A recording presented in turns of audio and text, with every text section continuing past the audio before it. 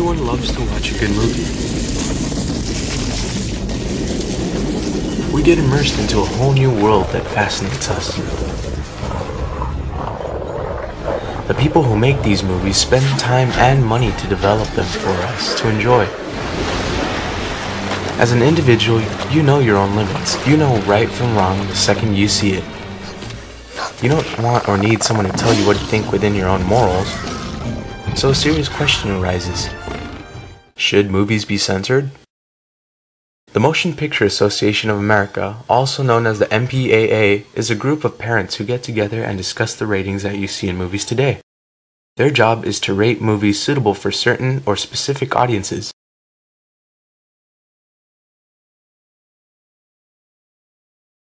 So I was in the editing room, and I got a call from my producer, and he said, "We have some bad news. You got an NC-17." And I was like, "That's great." Because I thought, oh, NC-17, all the films that I love have it, you know. They were like, "Oh, that used to be an X." They were like, "No, that's not good." And I was like, "Well, why?" And they said, "Well, because the studio won't release your movie if it has an NC-17. I was so floored to have worked so hard against all the obstacles of no money and all the obstacles of people saying, "You can't make a movie like this, it doesn't make sense," getting the audiences to love it at that point, and then to have this unknown board that was apparently doing it for the filmmaker, right, because that's kind of the whole mantra, saying that I couldn't have my meaning. It was like being shut out from a system where, like, it was like, wait, let me talk to you. This isn't right.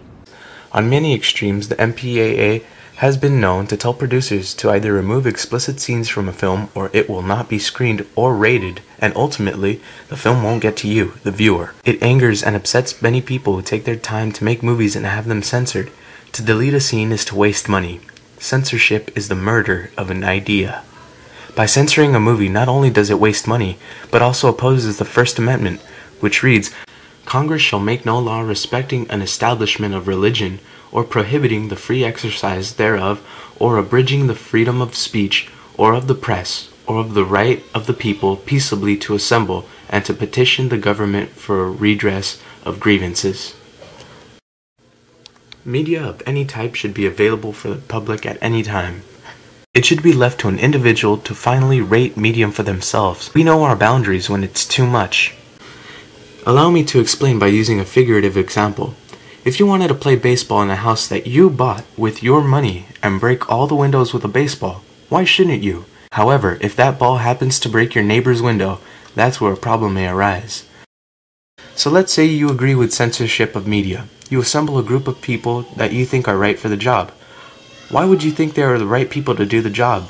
How does anyone else know that you've picked a wise group of people? You see, that's already a problem within itself. Moving on. These people rate a film and give it an NC-17 rating. Not everyone has the same thoughts and opinions about the film that was shown, however. Plus, these people give their biased thoughts and opinions to it, and it doesn't speak for the majority, because the majority take no part in rating the film. It is a selected group of people that rate it. Therefore, it does not stand for the majority. Doesn't that sound a little unconstitutional? Seriously speaking, who can truly tell you what is indecent for you? Are they saying that they know you better than you know yourself? That doesn't make sense. To put this scenario in other terms, if you assemble a team of doctors to write how to treat and cure AIDS, you would get so many different responses by them because they don't all agree with each other's ideas. Censorship continues to be a very controversial area under discussion. Some argue it's unconstitutional, and others argue just the opposite. Censorship, like many things, has its pros and cons.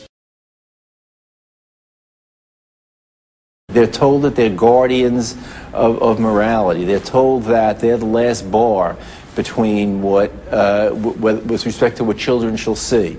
So vested with that kind of authority, they tend to take themselves seriously. And they tend to try and promulgate some concepts that they basically make up. They try and make up standards. The critical community has never really taken the MPAA terribly seriously or given it a huge amount of respect. And we're often, very puzzled by some of the decisions they make and why this is, why people can't go see this terrific movie just because it has, this word in it. It just seems so kind of childish, even though it's supposed to protect children, it's turning us all into children. They target independence because the system just is set up to favor the studios. And because the independent filmmaker is independent of the studios, I mean, what's independent film? What is it independent of? It's independent of that big studio culture. Looking for more freedom, looking to be able to operate in a manner where they can completely express themselves without restriction and without censorship.